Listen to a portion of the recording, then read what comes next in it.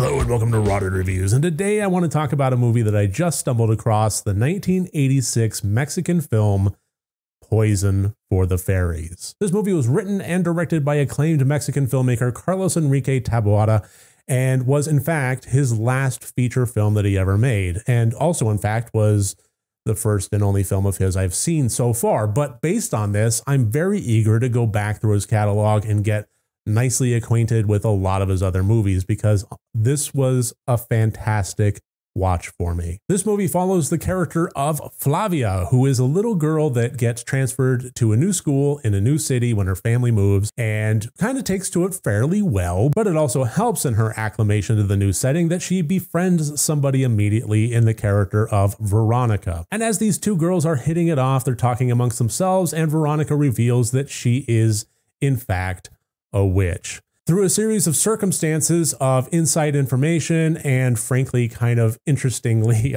timed odd coincidences, she manages to find little ways to prove that she's a witch, and the relationship between the two kind of becomes in some way stronger, in some way more strained as they kind of bounce off of each other. Veronica makes threats as well as demands, and Flavia is winding up getting into more and more trouble as the movie progresses and as the relationship continues on. So this movie deals with very kind of grounded human elements of horror and terror.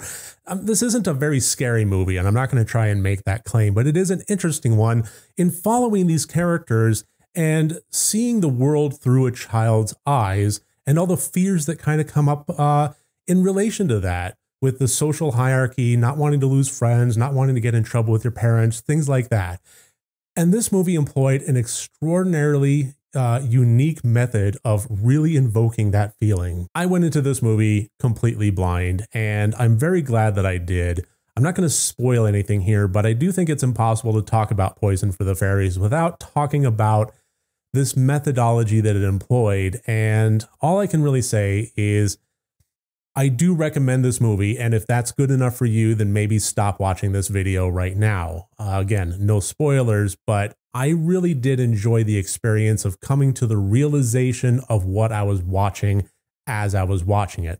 It doesn't take long, but it did kind of dawn on me as I was watching this film that I never saw an adult's face. Adults were very prominent in this movie. Their teachers, their parents, their caregivers, so on and so forth, but we never ever saw their faces. It was always back to the camera, over the shoulder shots, faces obscured by a beam or a bar or shadows, something along those lines. The only faces that we got to see in this movie was of the children, and the camera was purposefully kept at child's height.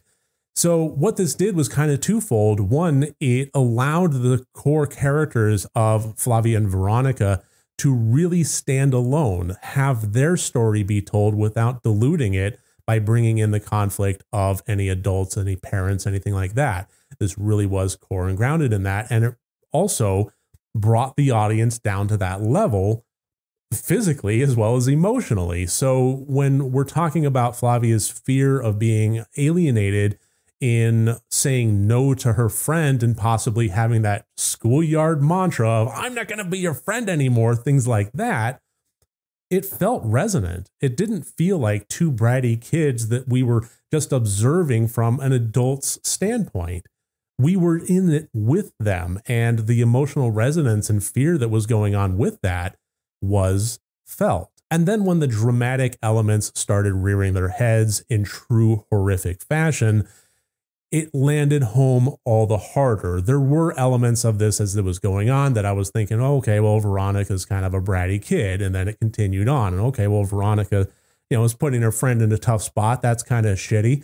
And then as it went on, eventually, by the time the movie kind of got to its climactic points, I was thinking, this bitch, oh my God. It was really tough to watch in its own kind of weird way.